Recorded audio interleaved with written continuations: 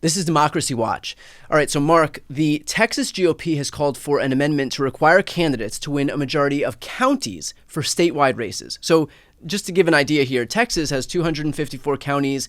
Half of Texans live in just 7 of them. So, obviously the goal here is clear by deferring to these sparsely populated, oftentimes very Republican counties.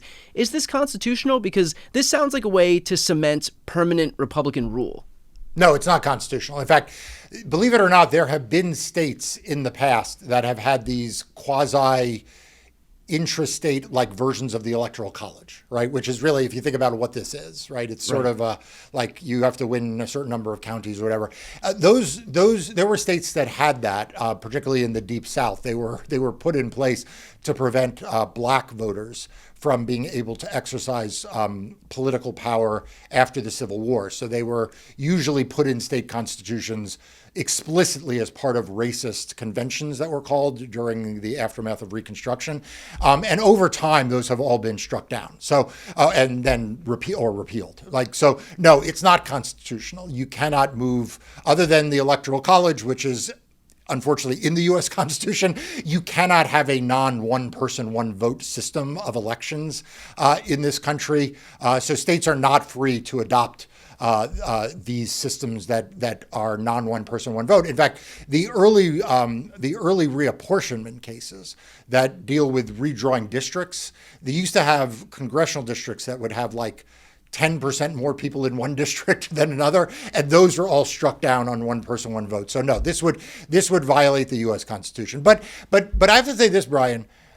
Every time Texas looks around the country and says, "Wait, there's a state that's less committed to democracy than we are," wait, there's a Hold my beer. There's a GOP crazier than us. Wait a second, the Michigan GOP, Kerry Lake in Arizona, we have to catch up.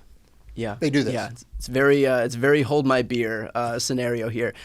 Mark, normally I would be, I guess, comforted by the fact that for these Republicans who've committed stuff like this in the past, that now this creates something of a precedent so that it doesn't happen again. But we've seen, for example, with this Supreme Court, how little interest they have in protecting stare decisis, in protecting precedent. I mean, we just saw that with Roe being overturned.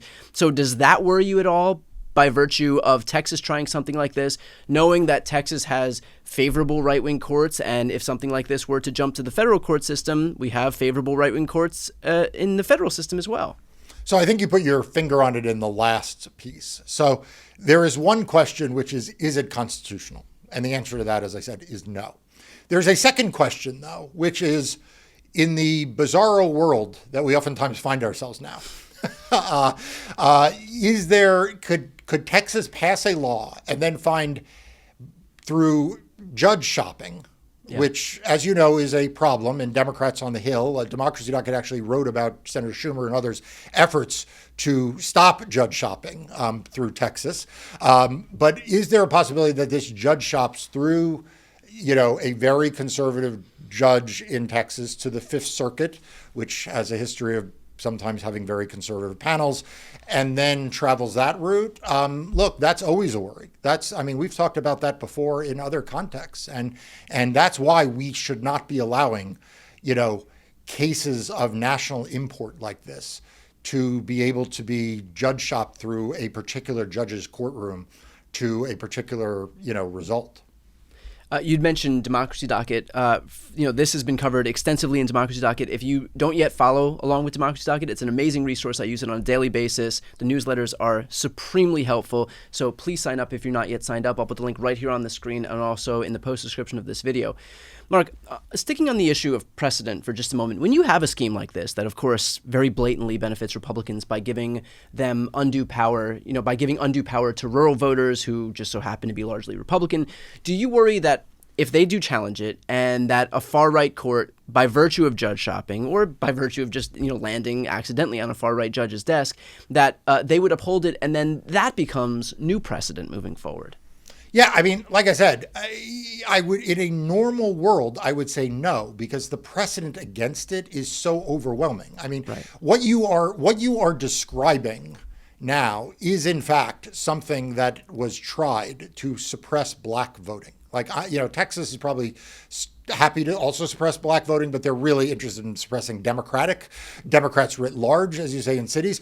But this was done explicitly to make sure that white rural counties could outvote where there were concentration of black voters. Okay, and these schemes have been struck down in a variety of contexts. I mentioned the one person, one vote redistricting cases, but there have also been schemes and regimes put in place that require governors to be elected by a majority of the state legislative districts. Right, like all of these things have been tried before and they have failed. So you shouldn't have to worry. But again, I would have also not told you to worry about, that somehow a president has absolute immunity right. and can kill his political opponents and stage coups. Like, I would have said that would be a ridiculous case, but and here we are waiting for a decision.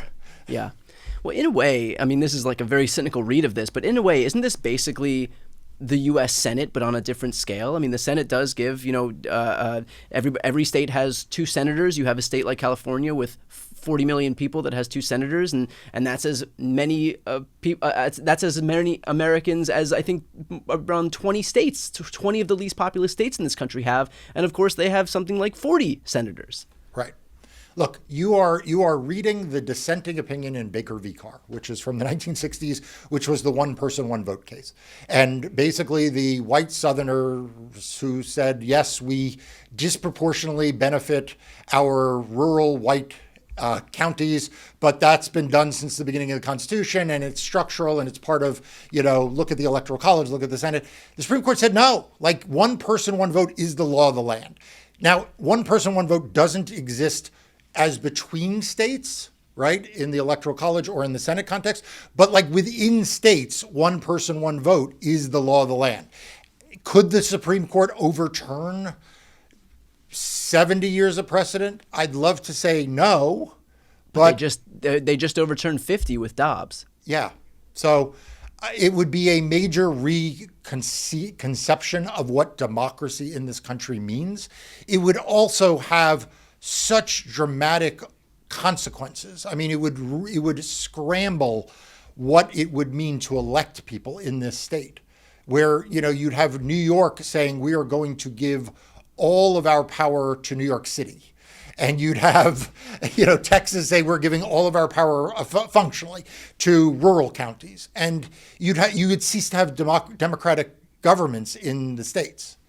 Right. Then at that point, it basically becomes how many blue states can consolidate their power into blue cities, how many red states can consolidate their power into red rural areas. And it just basically turns it to a red versus blue thing where it's just a race to see who can gerrymander faster.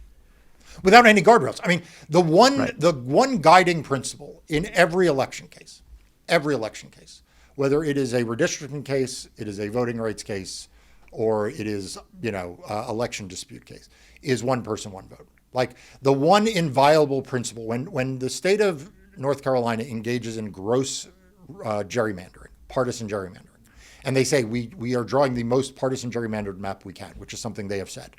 The one thing they say is, but we achieve one person, one vote. Equal size districts, one person, one vote. We do not, deviate on population. The one thing that every state says when it passes election laws on how it elects its governors, how it does its senators, maybe they have runoffs where they are trying to skew it against Democrats, or they have, ranked choice voting, which they think is going to have a certain result on the progressive side. The one thing they do, though, is they say, but everyone gets one vote. It's one person, one vote. And this would just be undoing that. Yeah. Well, of course, we'll stay on top of any updates we have with regard to Texas or any other states that try this. So for those watching right now, if you want to follow along, please make sure to sign up for Democracy Docket. I'll put the link right here on the screen and also in the post description of this video. I'm Brian Teller Cohen. I'm Marc Elias. This is Democracy Watch.